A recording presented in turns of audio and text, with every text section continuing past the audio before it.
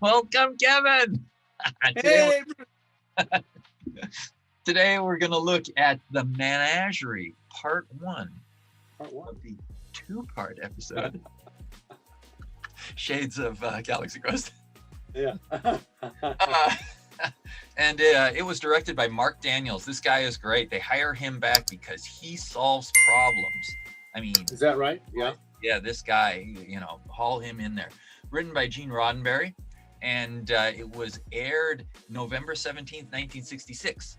So this was the 16th production number episode, and it was aired the 11th. And there's two of them, of course. It's a two-parter. So there's the 11th and 12th air date order, and 16A and 16B. So I always say there's 79 episodes. And, okay. Yeah. right? And I think people say 79 episodes, but there's 80 hours of Trek, right? Because this is Right. a two-parter. And so I suppose we could get our numbers off, but the way Wikipedia does it, hey, this is A and B. Yeah. So you probably know, and we talked about this a bit, that this episode saves a bunch of money because it was built out of the first pilot in 1964, The Cage. And Right. and Gene Roddenberry, what he did was he proposed real early on. I mean, this must I don't know the dates, but it sounded like March or May of 66 before they had even started airing. He knew that they were going to run out of time. This guy was smart. And he proposed, and I don't know who he has to propose to, Stan Robertson, who represents NBC, or to Desilu, the production company. I'm not sure. I think it's NBC is the top. Well, so he suggested, hey, we've got this episode in the can, and we probably won't make it. What we suggest is do the obvious, put a wrapper around that episode and reuse it.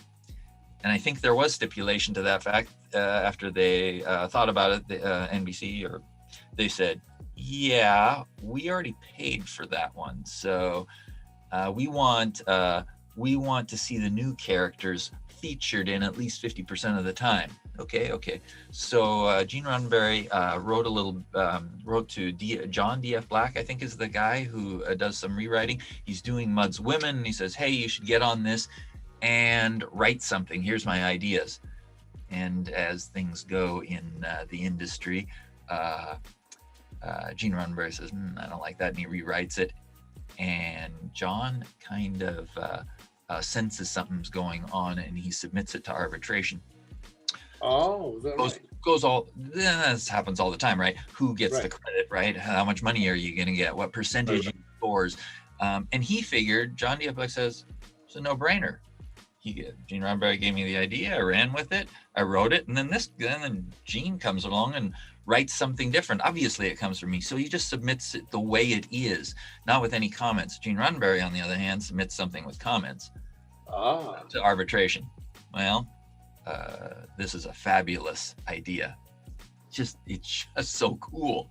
We've got Spock again, and we've got characters with a story around something, but it was filmed a long time ago, and they make it work so good. They had some problems really late, right before they're going to start filming, get Marc Daniels in to film. Wait a minute. Is this what happens in the contract from the previous one? Are we even allowed to broadcast this? It wasn't its intended purpose. It was a pilot. And now we're going to go use it again. So they had to negotiate with all these people. So they had to have the editor, put together as much as possible. He worked so hard so that they know who is in it, right? And then contact these people and get permission. I think the aliens, Meg Wiley and the others, the buttheads, I think those were last. And I think I read that Nimoy wanted to be paid again. Wait a minute, we already paid you for the first one. Why should we pay you again? No, I want $1,250 for that past performance. Now you're airing it. He probably got it. There was always the way I read it, a Nimoy production company, pay me the bucks. And then I think there was something else that was interesting about someone who paid. Jeffrey Hunter, right? He was off doing a movie. Right. He couldn't reprise the role. probably because his wife didn't want him to go down that road anyway. He was done. I think he got $5,000, for that rebroadcast. Oh, right, for this one here, for this episode. Yeah, I believe so. Everything's from memory. Memory's failing. I just throw stuff out that I kind of think I read, and I'm sure we'll be corrected if it was different. Yeah. So he gets the only person to replay would be Nimoy. Jeffrey Hunter doesn't. Oh, so they had to get someone to play the part. So they're looking for someone with blue eyes, and they get Sean Kenny. And I always saw Sean Kenny in that makeup stuff. They taped his eyes down. I thought that was part of the pour. Let's call it not pour. The goop that they have to put on him, right? But right. He describes in this book I'm reading that they pulled down his eyelid. They pulled down, and that's why he's so droopy looking. But they needed someone whose eyes looked similar, and they got this guy. And then they used him later on in a couple of more episodes as another character. Right. Yeah. So Jeffrey Hunter I know his wife came in and said, hey, he's not for us on Star Trek, not what we want to do with his career. I mean, that's what I've heard. So we're saying here that they couldn't get him back even to do the Rapper episode. Yeah, I hope we can find out about how that worked. I read that he was off doing another movie, right? I mean, you just can't quit. Yeah. Would he have wanted to reprise his role to put the junk on his face in order to breathe through a couple of straws while they're making, a life mask or something? Yeah. Would it be worth it to him? I don't know. Yeah. That's a good, interesting question. But I know I don't know because I wasn't there, but I keep hearing his wife was the one who said, hey, it's not for us. It's not where he wants to go. Unfortunately, I don't know that he died too soon after these episodes, right? He was very young when he passed away because of an accident on set. Oh, serious? Oh, you didn't know that? No. Yeah. He had a set accident. I think it hit his head on some glass in a car, and as they're flying back to the States, he was feeling not well, and then soon after that, he passed away. Yeah. Oh my gosh. What's her name? Olivia? What's Vina's? Oh, yes. She passed away early too, but I'm not sure what her causes were. I think she was a pilot, right? I think. Oh, was she? And not that was why she died, right? Something like smoking or something. So she died from smoking? Don't know. No, I mean. Oh. Yeah, we're just throwing around stuff we can't remember. What does Wikipedia say? Well. Oh, I don't know about that. So this guy's name, Captain Pike, is Jeffrey Hunter, right? Yes, but now played in this two-parter. Got to do it. Sean Kenny. Well, Sean Kenny, correct. Okay. So I just want to take a quick look at something, if you don't mind. Sure. You got some great information on this episode. That's great. It's just cooler stuff, water cooler talk that you go, nah, that's not true. What kind of gossip are you spreading? But on the eve of shit, see here. So on the eve of destruction. Okay, so in 1969, Hunter suffered a stroke after just recovering from an earlier stroke, took a bad fall and underwent emergency surgery, but died from complications. Oh my gosh. 69, so 3 years after this episode, he was Kaputski. But what I had read is, I guess he was filming something went wrong with one of the stunts. His head hit a window. They were flying back to the States, and he had some complications, and then so it was according to what I saw, it was because of that. But a good looking guy, a really good looking actor, I thought. Yeah. I was really surprised. I really like this episode. I mean, I think this is the most thoroughly I've watched this episode. I've seen it before, of course. But why do you say surprised? Do you remember it and you expected something less, or what do you mean surprised? I think because I had seen The Cage, I wasn't paying as close attention to the Menagerie as just knowing that The Cage was out there. So I'm glad I watched this kind of fresh, You know what I mean? So I wasn't watching it as I saw the cage already. I was more watching it like the episode itself, and I think it's very good. I think they did a very good job with this episode. That the rapper works. I mean, the rapper works. Yes. Yeah, clever how they thought of that. Now, I do have to say, I do not believe I want Spock as a foe. A friend, yes, but because he seems to con everybody.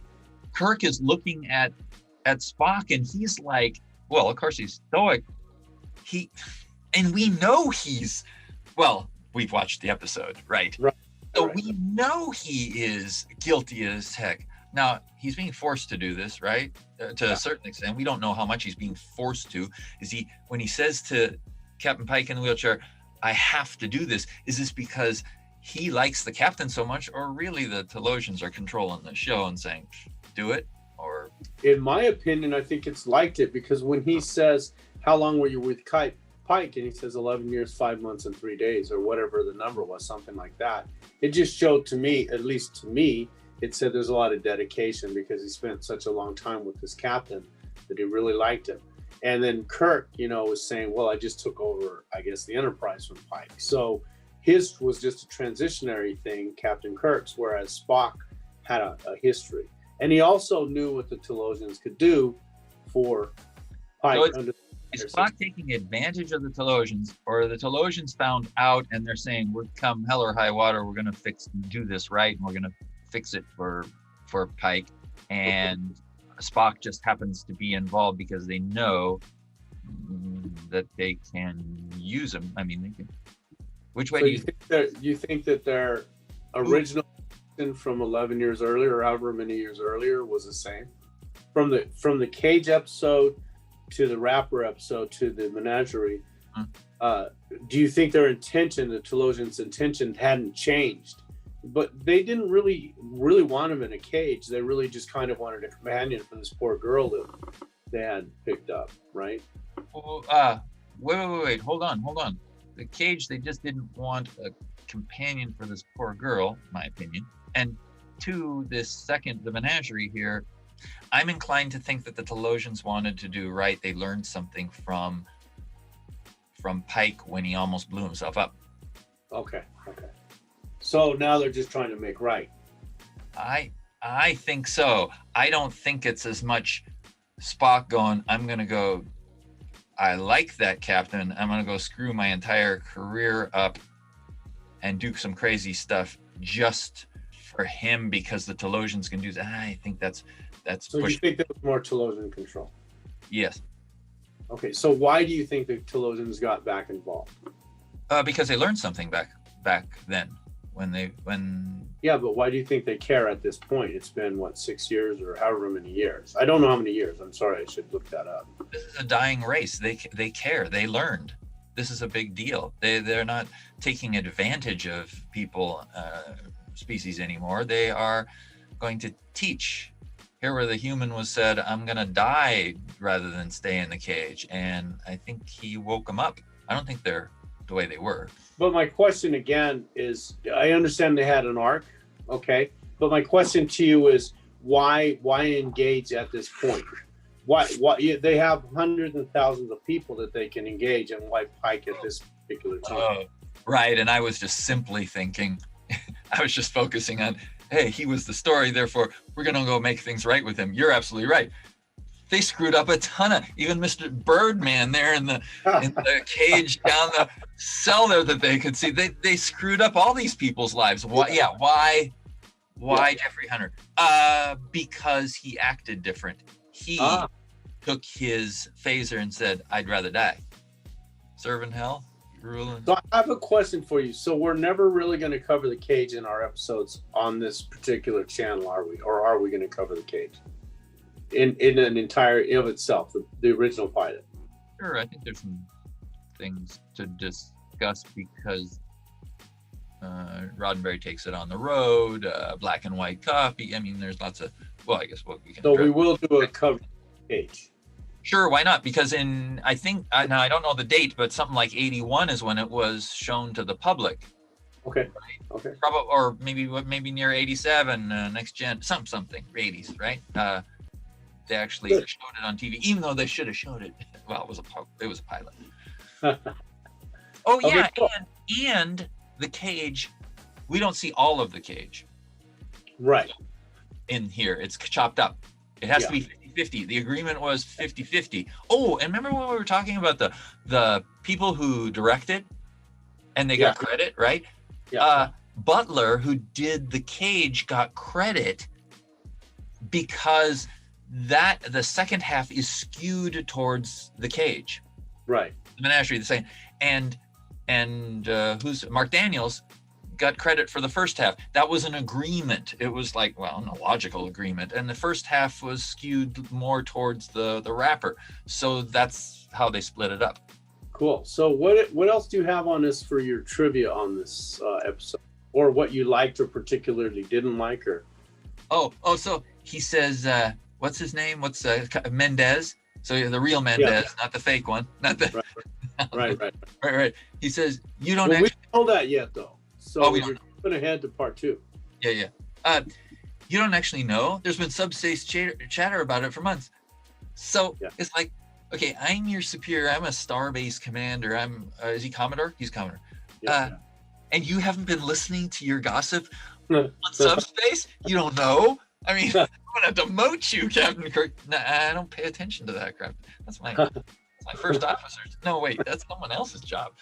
But really, you don't actually know we see all three of them, McCoy and Kirk and Mendez, walk out of his office, and there's a bunch of pictures. And I think I read in something, the other book with the other Genes, Gene Kuhn and Bob Jessman books or something that these were real paintings, expensive paintings that they owned themselves and put up there. I don't know. We need to find out about that. So I took a couple screenshots of that, and then the outside office with the secretary, there's a Jupiter painting on the wall, and a nice automatic door that opens up with a great crossfade from the opening yellow door into the sign that says quiet, intensive care area. And for some reason, I really like that automatic door and that crossfade. I don't know. It's great. Possibly because there's a big letdown for me, and I don't know, it's probably intentional, that we get to outside the door for Christopher Pike, and it's a regular door, and you can see, look, hinges. Oh, yeah, there's a door. Oh, look, there's a... Just looks so... After I just saw the cool, automatic, quiet door, which has a different sound, and then we get a regular door with a door handle. Yeah, and then you want to go back. You want to keep that in there, yeah. Exactly. So, you have a picture here, and I wanted to comment. Yep. You notice all the monitors on the desks in the Menagerie, they're slightly skewed so that the camera never shows the screen. It'll show like a light in the screen, like the monitors that Captain Kirk is looking to. Are you talking about the goosenecks, or are you talking about the little ones on the desktops? The gooseneck War of the Worlds ones that I will make comment. No, not the gooseneck. The real in our current Star Trek era, not the Cage film. Okay. What about those little monitors? Sure, we see. No, we never see them face on. They're always at a slight angle, the camera angle. Oh, and you're saying we can't see? Well, they had to save money. Well, even Kirk, you have a picture of it right here, where Kirk is always looking at it everyone's always looking at him at an odd angle to keep it out of the cameras. The camera showing what's on those screens. Maybe because they were trying to save special effects money, or there was some reason. Probably special effects money. You never get to see the screen with the person viewing the screen in this first part, anyway. Really? Yeah. Take a look at it. You'll see it goes. It's always at like an odd angle, and everyone's looking at the monitor face at an odd angle. I see the shot you're thinking of. Yeah, 12 minutes into the thing, and I didn't get the line. The reason I took that picture. Gotcha. But Johansson is looking at a monitor. First they're looking at it, but they never get it on camera. They never get it in the audience perspective. You never see as an audience member. You never see it and it's always at an odd angle to the actor's face. Like you would never really look at a monitor like that in real life. Okay. So Yeah. I think they were trying to save, again, for money. They didn't want to, the one you have at 55806, 5.5. even look at the way Captain Kirk is looking at the monitor.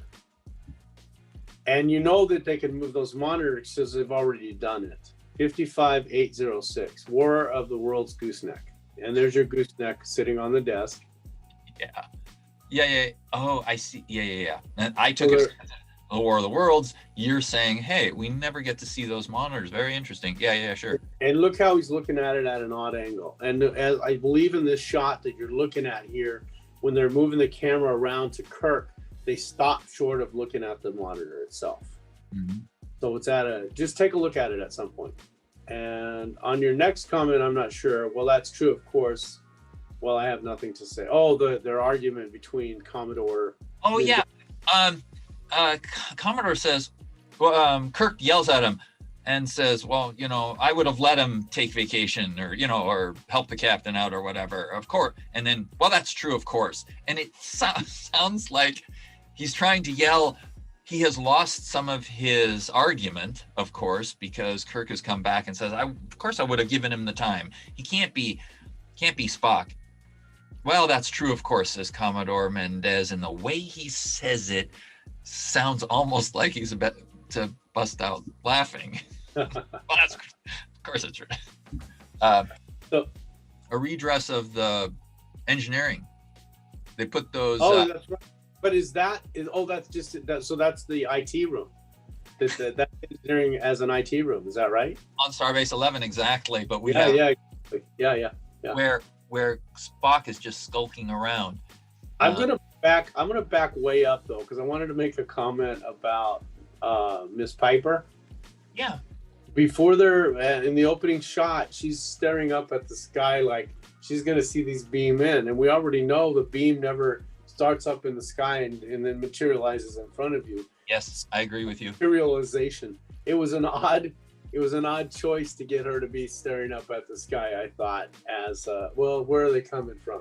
I always am trying to justify her looking around like that. And then later on in the Blu-ray disc, when they CGI in the big buildings, okay, so she's looking around at yes, and she could have been looking at the sky, and I'm thinking originally she's looking at building.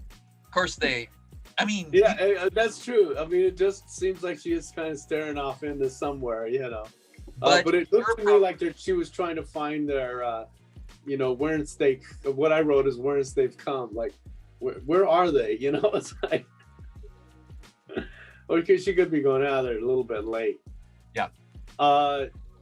Just a couple of things. The Captain Pike's the baffle plate. I think I've heard.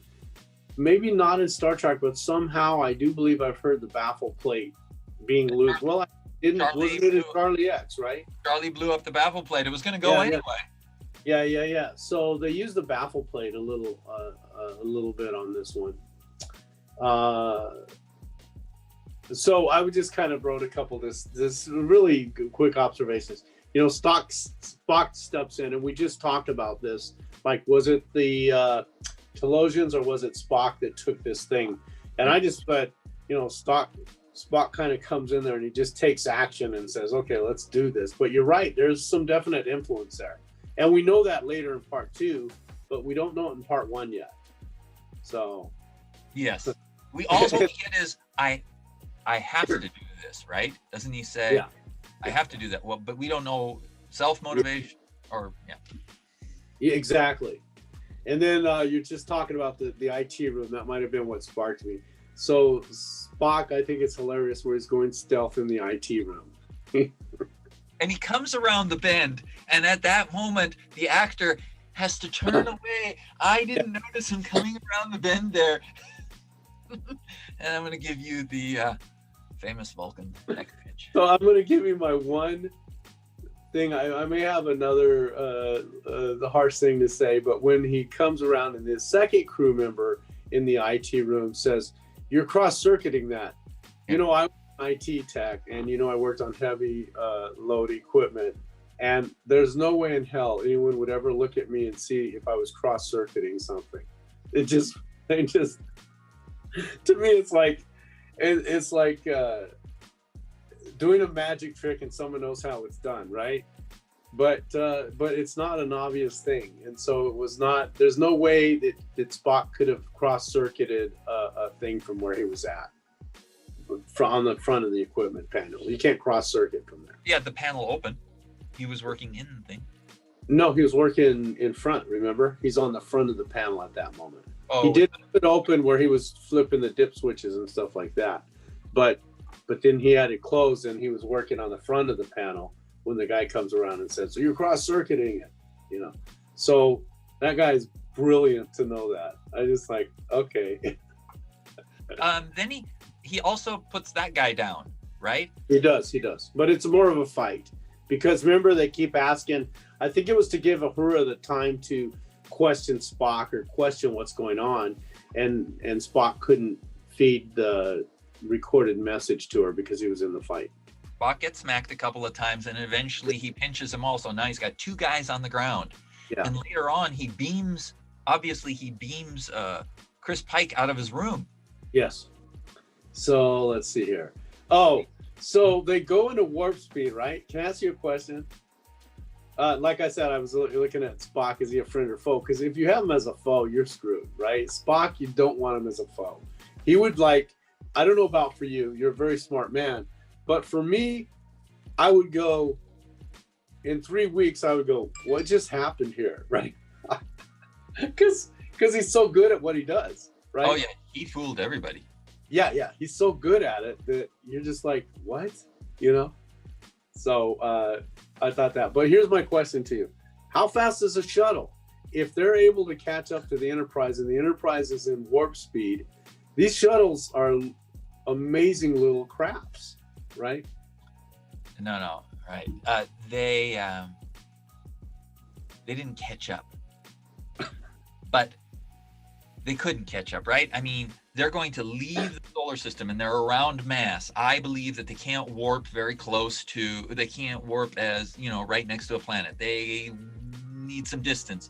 Okay, so the shuttle goes out there, but once they're out past the solar system, poof, come on, they're going to be warping to get to the other place. Yet this little shuttle is close enough for the Enterprise to turn the tractor beam on them, or no, had to scan it, determined that it was a shuttlecraft, and how much fuel it had in order to get back. Come on. On So impulse power, because I don't think a shuttlecraft has warp drive, right? That's impulse. They burned when the Galileo 7, right? That's true. That's not warp. So that's just improbable. Yeah, we've got a big problem. A major suspension of belief. Yeah. No, the story is too good. I gloss right over it. Yeah, no, but that's what I mean. They should have put him into a real ship, like a scout class, a destroyer. There you go. Little ship that really could warp and could, in theory, catch up. But they already had this footage because they already did the Galileo 7, and the Galileo was built, and they're going to reuse those special effects, which they did twice as the ship's going across from left to right. Right. So they used the shuttle. Okay. Let's see here. Yeah, what else you got? Oh, here. I was just wanting to comment. I don't know where you're at with it on your notes on mine to get them synchronized. I really love Nimoy's acting, and I'll tell you why. Because when they obviously catch Mendez and Nimoy put Captain Kirk in a pinch, right, where they were questioning Nimoy and Kirk is there, and Mendez goes, "Well, he's got you." Like to chess move, it's like he screwed you, right? So Kirk is in, he's almost checkmate for Kirk. Nimoy doesn't give him he really looks at him with respect and stuff. He doesn't give him like that look that Nimoy can actually do where it's like, gotcha. You know what I mean? He doesn't do that. He's very deadpan. It's like, I'm sorry. It's more of an I'm sorry kind of a look to me. And I thought that was a brilliant choice on Nimoy's character part, to say, I'm not going to taunt Captain Kirk in this point. It's a bad situation for everybody. It's a And I loved his choice. I loved his choice. Yes. You know what I'm talking about, right? You know that was when Kirk got squeezed, because before he asked Des and said, "Is that a question? Is that on the record?" Of course it's on the record. Well, then I'm gonna. Whoa. Well, you opened up the floodgates. Okay, so he had Mendez there for a moment, but then later on he gets Kirk, right? That's right. That's unfortunate. I mean, come on, he's aboard this ship and he likes. I mean, it's a difficult situation for Spock. Yeah. And he doesn't make light of it, or. That's right. He doesn't make it like, he doesn't raise his eyebrow. He's just I thought that was a brilliant acting choice. I just really thought it was a great choice. Now, I don't know if he was directed to play it that way, or that was just the way he played it. He goes, "This is a grave situation. I'm not going to, I don't need to taunt Captain Kirk. He's my superior. I'm going to give him the respect he deserves, even though he is in this pinch." And I thought it was great. I really did. Yeah. Good to hear. Now, the thing that comes back to the Doctor, too, because when the Doctor goes to see Captain Pike, who's kind of full of, he's just done. Captain Pike's like, I'm over it, right? I don't want to be a captain. I don't want to be here. I'm done. I can't make these choices anymore. This is awful. And which kind of goes to the character. Captain Pike's character was a lot more sensitive, I felt, than Captain Kirk's character. Kirk would have never lamented like that, I don't think. He would have never sat in his cabin, "I'm done with it," right? So I'm kind of glad that in the Cage or the original pilot that they changed Captain Pike's character to more like a Kirk character. Because Kirk, to me, seems like he takes charge more. He gets in fights, he takes his shirt off, he's like kind of macho and rough. And I didn't get that about Pike. I got Pike is kind of sensitive. He's more like, Jesus, this is more than I can take on. And I like the way the Doctor came to him and says, "Here, have a drink." And then he's going, "Well, what do you got me drinking for?" He's, "Well, they'll tell a bartender more than you'll tell your doctor." And I like that. I like that interchange too. And I did like that Pike was softer, even in the wrapper. I think that's why I said I liked it more than I thought I would, because you get Pike, even as the other actor. What's his name? The one that's playing Pike. Sean Kenny, who played. Yeah, you still get that essence of that character in him in a wheelchair. I just love it. I just love that continuity is still there. And I don't know if they did it purposely to make that continuity, or it just happened by happenstance, but it was I thought it was a really good choice. Well, they did take pains to find someone whose eyes looked the same. I'm sure they wanted to continue, and some people who commented on the episode way back then were also confused and thought it was, hey, it's Jeffrey Hunter again. They did. I never thought it was Jeffrey Hunter again. I even on the first. Oh no, not me either. You made a comment about Hunter or Captain Pike in the Cage. It's kind of convenient that I'm thinking Christopher Pike has been captaining for a while, and he's had it. This last one, he either lost someone or they just got injured, right? Spock is limping. Yeah. Not Joe, I don't know what his name. The navigator, he has bandage on his wrist. I mean, they got real hurt, and he's done. Oh, is that why? On let's see, real quick. The Band-Aid on the crewman's neck in 39 minutes. He's got this big Band-Aid. Is that because he got hurt as well with whatever was going on? A lot of these people were down on the previous planet when they were fighting the bad guys. Now, where is that? Do I have a picture of that? Coincidence? Let me see if you do. I don't. Who's the actor that has the Band-Aid part? It's a crew member. It's one of the red shirts. And if you look, I thought maybe they're trying to cover something up cheaply. Maybe he had hurt his neck for real, and No, all these subtle bandages everywhere. The navigator, right, and Spock. All this stuff is from that going down from on that previous thing. I got you.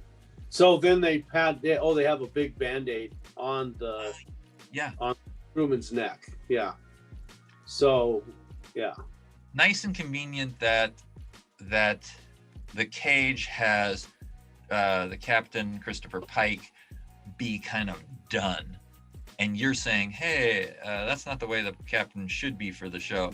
Well, it's kind of good that he was that way, so we could use that for this, right? Yeah, well, I'm not saying he shouldn't be that way. I'm just saying that is his character, right? That is how Pike's, that it's like the essence of a person, right? You have different people that react and respond differently. And I was just because what I think that they were trying to do in the cage with this whole Dr.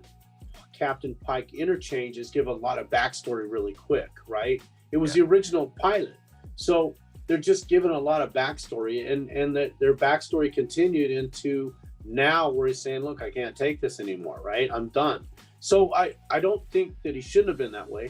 I think that's the way he was, right? So I'm not making a judgment one way or the other about Captain Pike. He was just more sensitive, I feel, than the Captain Kirk's character. Captain Kirk was just different. And so I think that the way it worked out with the wife and them not wanting to do it was a really good choice, because how could you would have to change Pike's character, right? The essence, and I don't mean character as an actor, but the essence of who the person was. In later episodes, he'd have to become more like Kirk, right? Sure. So does that make sense to you or no? Totally. Okay. Yes. Okay. Computer room, right? So back in the computer room. Great shot. Look at that. The camera is going left to right, and they frame Spock in the ladder perfectly. Yeah. It's just so good. Yeah. I like these computers. I mean, they're like the mini mainframes. When you were I don't know when you were in college, but we had mini mainframes when I was in college, and there you go. PDP-8s, PDP-11s all around, and paper tape readers. And here they just threw them in the engineering room and called it good. Yeah. And then, look at that. They have an actual technician up on the bridge standing between the navigator and the helmsman. Oh, yeah. He sits down and he's talking with them, and they're pointing at the navigation console there, the center thing with the dial, and it's like they put in a help desk ticket, and they said, there's something wrong here, and he's sitting down and he said, let's see if I can fix this. And I thought that was good. And they have several texts like that visible in the episode. It's like a normal function. Come on, it's a complex ship. Things are happening. I thought that was very good too. I like the computer, well, because we're both techs, right? But I love the computer system and all of that stuff. Now everything's kind of dated, right? Yeah, they still walking around with paper, and then that little fax machine that's feeding out the paper with the. I know. I had to make comments in there. Look, paper. And what I'm thinking, I don't have so much problem with the paper. Especially when I watched it in the 70s when Gene Roddenberry is going for doing his college tours, and he comes, to a venue and shows off this the cage and stuff, and I see the paper. But what I'm reminded of is they had to film that shot over and over and over. And then that lamp that Spock is sticking when he finally gets to talk to them live on the bridge on what he wants, listen, right. I'll tell you everything. That microphone on that pedestal just looks like a lamp that my sister had as a kid. Yeah. And it probably was. Yep. Like I've told you before, I think, it's amazing to me to watch some of these space shows that are coming out now. And, I go down to Home Depot and they got those shelf systems, those modular, and galaxies like hundreds of thousands of millions of light years from Earth. Home Depot's floating out there somewhere selling those same damn racks. It just cracks me up. Yeah. Cracks me up. Yep. Let's see here. I just want to take a quick look. Go ahead. When the Laserdisc came out, I was just floored because I had the tapes, VHS tapes before. Yeah. Betamax before that. I was just stunned. 400 lines of horizontal resolution. It was just fabulous. And now I could finally read the stuff that's on the book, or read what's on the pages when it's open. You can see I put some of that stuff there. It says Talos IV, top secret for our yes. right commando. And then we not do that before? Because Huh? I guess if I'm watching a remastered version, I saw that right away. But that's not the remastered version that you have? The pictures you see are Laserdisc this is pre-DVD Right. quality. Wow. And So when you those still discs- have your Laserdisc. You're taking these from your Laserdisc. Yeah. It gives me for our interaction, it just gives me a little nostalgic feel because I've been into this for so long, and I'm going, oh wow, and obviously I've watched the remastered and the Blu-ray and the ones where they improved the sound on the DVDs, but I just am going back to watch that. And I remember when the disc came out, I could start to freeze frame and read this stuff. Yeah. The only I see. visited planet, Talos IV, was a USS Enterprise commanded by Captain Christopher Pike with a Alpha Vulcan science officer. Recommendations: be it hereby noted that said following instructions be incorporated into Starfleet policy. No one will ever visit Talos IV. The following officers have visited Talos IV and recommend that no human should ever visit it again. Yeah. It's funny. Half Vulcan. Why would you put that in there? That's so funny. It's so politically incorrect now, right? Black officer Thomas Scott. It would be funny to, so half Vulcan. Yeah, it just, now it just wouldn't be. I was thinking, why would they say Vulcan? But really, he is half Vulcan. It's the truth. Yeah, but why would you designate someone to be that, right? You wouldn't say woman, what's her name? Pippin or Peppy or whatever her name is. Johansson? No, Piper.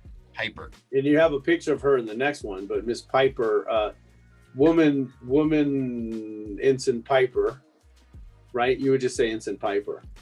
Yeah. Well, wait a minute. The Vulcan is he was probably, could he be, do we know this? Am I supposed to know this? Is he the first alien, first Vulcan in Starfleet? Well, then they would point that out because that's a big deal when they wrote it. Well, I guess so. I guess so. If someone puts that emphasis on it, I would agree with you. Officer Mendez was kind of, hey, this Vulcan could have lied. No, he can't. He can't do it. There might be some stigma. I don't know. When they went to Talos IV, was he it's probably rare that another, although it's Starfleet, aren't we don't we exactly invite? Oh, yeah. Well, that's the Federation. Hold on. Starfleet doesn't necessarily have other people working in the Federation comprises multiple planets. Yeah, this might be unusual for Starfleet to have, and so they designated that because I don't know. Yeah, we wouldn't do that now. You're right. We wouldn't do that now, and we wouldn't have a. I think later on, I know that they did have other characters introduced or other aliens other alien species introduced in later episodes of Star Trek, but I don't know that anyone was serving on board a starship. Although in the next gen they do, of course, but in the original I don't think so, that I can remember. But we're not there yet. We'll find. We're not through the second or third season yet. Yeah, third season is when it really gets good. There's best episodes like there's Day of the Dove and Day of the Dove. You can see I have a problem with the navigator and the helmsman again. I mean, if it's Sulu getting shoved in with some weird navigator several times, several episodes, now we've got helmsman and he's smiling and he's got nobody. Yeah. Nobody. Is this third shift? No, Spock is there. Yeah. So on doesn't he have an interaction with Spock, or is it with Kirk, the navigator? No, with Spock right here. Spock turns to the screen and says, "No, you are going straight ahead and stop listening to." Right. Oh, what did he say? No, and after Spock finishes, he straightens up and stops smiling. That's at 1550. I should look real quick what his comments were. 1550. Subspace chatter. Is this before or after the subspace chatter? Yeah, sure. Way past it, right? Oh my gosh, it's not even in order. Let me see if I can hit order. Oh my gosh. I can't wait till I finish this programming so I can just whip out these lines directly related to our notes. Someone's trying to hail us, sir. And then, I make a comment on that because we just had this in Charlie X. Well, are you silencing that, or are you making up a message trying to come in? Well, it's my game. You figure it out. Well, here we have Uhura saying, someone's trying to hail us again, and she can't. Yeah. Radio silent. Look at the Enterprises. You notice that I love that ship, and you see I have a bunch of screenshots in there. Yeah, I do see that. Yeah.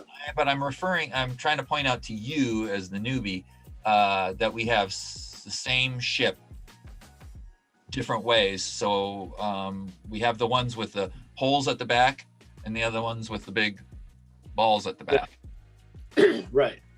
Now, that's right. One thing I wanted to say is, the music for the Enterprise. I wonder who wrote that and how that all came about. Because every time you're taking a picture of the Enterprise circling or going, there's that particular music. It's the Enterprise music, right? So it's interesting to me, and I just kind of wonder. It seems like they put an awful lot of thought and work into what they were going to use for the Enterprise music. Yeah. Although, yes, I totally agree with you. Alexander Courage writes some stuff. They've got real instruments. They got 35 millimeter. They pack it all together, and they got real live. I mean, they're editing this just unbelievably rare. My comments from 91. This is rare. The audio just fades out with the scene change. Appropriate, maybe. Amateurish, maybe. Rare, definitely. It really is not normal for that at about 26 minutes into the episode. Yeah. And then they reuse they just did the court-martial episode. Did we do the court-martial? No. We have the court-martial. So they got the bell here, and they've got the lie detector, the court reporter equipment there from that episode. Yeah. So now we're starting to go into the cage. So we went from wrapper to cage, right? Yes, we're receiving images. They don't know yet, but shortly they'll know that we're receiving images from the Talosians. What is Scotty doing with his little instrument? Exactly. I mean, is he turning off the backlight so that the screen is playing? Is he switching the video feed from the mysterious images coming somehow over my console? Yeah, exactly. I don't know what that's for, but whatever. He's doing. They gave him something to do there. Yeah, and he's hiding his right hand. Yeah.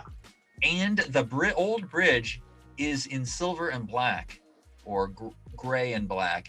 We don't have the. Oh, that's right. We don't have the stark red railing. I think that's a great look. Did they tear this set down after they did or they just modified the bridge? Do you know if this is the original set piece? What's that? Do you know if this is the original set piece? I don't know, but I say it would be. That is a ton of work that they put into it, and they probably. So there's a 2-year gap. I don't know how they store all this stuff, but I bet this is not rebuilding. Yeah, no, can't possibly be. So you think this is pretty much they pulled this out of wherever they had it? Yes, totally. Then you got weird, odd planet surface. Where? 392217. Oh, wait, I say to the left of the pointed peaks? Yeah. Because we saw that in Where No Man Has Gone Before. So the next thing we're going to see is find Gary Mitchell with the Garden of Eden there, right? That's right. And apples, right? There it is. There's the 2 pointed peaks. And then go ahead, sorry. They meet the survivors there. Well, they kind of pulsate, right? Doesn't the heads pulsate and stuff like that? Yeah. Yes, very good. I think it was a great choice to have these frail aliens with lots of power in their minds, with their minds, and to put those ladies in there. And then we're introduced into what's her name, the woman with the eyes that are, it's very similar to Pike's, right? The blue eyes, the stark blue eyes. Susan Oliver. What did I say before when I said I didn't know what she died of? I called her Olivia or something. Is her name Susan Oliver, right? Susan Oliver, okay. Yeah. Beautiful eyes. She did have beautiful eyes, though. I mean, that I think was one of the reasons that they got her and Pike together. The very stark blue eyes. Well, these uniforms, I bet they sold for a lot of money at auction somewhere, sometime. Sure. Yeah, those sold for a lot. Now, I do want to say something. Thank God, in the cage, when they're going down to the planet, they actually are putting on protective gear, protective equipment. They got their equipment with them. They put on those. We don't see this in any other Star Trek episode where they're actually taking some protective equipment. Dressing appropriately. Yes, and dressing appropriately for what they're going to encounter. It's unbelievable. I'm like, this is fantastic. I was so happy to see that. Did they use this set in other things? Wasn't this like, it looks to me like... This is the normal briefing room as a redress. So it is, okay. Didn't they use that like as a bar when they were fighting the Klingons too? Isn't it similar to that? Or am I wrong? Oh, in the Tribbles? Trouble with Tribbles? Yeah. No, they had to make because you see these beams have to represent the shape of the primary hull's outer, right? Right. And so that I doubt that they would use this for K7 space station, but they use this all the time for the briefing room. Yeah. So good episode. I thought it was good. I like the way I like to see the change in Spock's character. I like to see the way they changed him up. And Leonard Nimoy was developing Spock as a character. And oh my God, Spock Mania is starting now. I mean, people are loving him more than the captain. Yeah. So I did want to go back real quick, like I said before, just to mention it, throw it in there on the Corbomite maneuver, the handheld tracking shot when Kirk is coming off of the elevator onto the bridge. I thought it was pretty cool. Now you're saying it might have been on a cart and it was shaking, and that could have been, but it could have been handheld on the shoulder. I don't know how they shot that, but I thought it was pretty cool because they hadn't had the handheld technology yet at that time. And you mean handheld technology with a like the gimbal and the balance, yeah, right? Steadicam, exactly, right. Not as advanced and as cool, and they probably had a big camera, and so I my guess is that it's up on a stalk on one of these little carts, and that is causing some shaking. Especially you see this with Nomad. When they're moving, is that right? You would see that around because he's held by a string normally, and you can see him. Yeah. But when he's going through a door, they've got him on a cart, and we've seen those production stills where they got him on the cart and they're moving. Well, and then he's kind of wobbling. So you want to? Should we look at that scene, or are you? Yeah, we could. Well, I'm not looking at it, but I could pull it up pretty quickly. It's not that hard to do. Is that something you could share, or should I open up mine also? Can I share it? I have my computer on, and right now we're doing our meeting on my iPad, so it's not something I could just. So now I gotta watch that over again. Yeah, good catch. And then they cut to your regular cameras when they shoot back toward Uhura. Yes, right there. It's a following. Yeah, I thought that was really cool. I don't remember seeing like a quote unquote Steadicam shot before. So but you're right. I think it's on one of those dollies. And she has to get out of the way. She gets out of the way. Definitely steps back out of the way of those guys coming at her. Very interesting, right? I'm looking at my monitor over here. So are you. So this is a great episode. I'm glad we covered it. And like I said, I did like it better than for some reason in my brain, I wasn't expecting to like it as much in the way that they did it and the integration of it. But watching it and thoroughly watching it was a pleasure to do. And I just liked looking at the differences and getting the backstory of Pike, and the whole thing was nice. So I will be interested in watching The Cage after watching these 2 parts, because I have never seen it this way before. Oh, okay. Where Really? I watch Rapper episode first and then watch The Cage later. Yeah. So we'll see Butler's directing style, and we'll get to know some of the story. Yeah. And when we watch The Cage, it's just going to be lots of little trivia. Oh, that wasn't in the Menagerie. They cut that out, or something like that, right? Yeah. Cool. Well, Very I love the episode. Thank you very much. This was great. This was a really good episode. And I'm going to give it a high mark myself. I think it's. I don't want to go too high. Like I said, I like some episodes a lot. So I don't want to crowd myself, but I'll get this one at 87. Oh, I'm with you. Yes. I mean, I might go 88. No. Yes. It is great. Yeah. It was great to watch. It's a serious show. Yeah. A serious episode. It was interesting to watch, and it still is. We're not done yet, and I'm okay. We're not. Yeah. Which is, I think we should do an episode on that. I really love communications. So. I can't tell it. You do it so well. You just sit there. What is this? What is this? All right. Well, you have a great night, and we will convene next week. Take care. Get lots of sleep. Drink lots of water. Thank you. All right. Good night. Adios.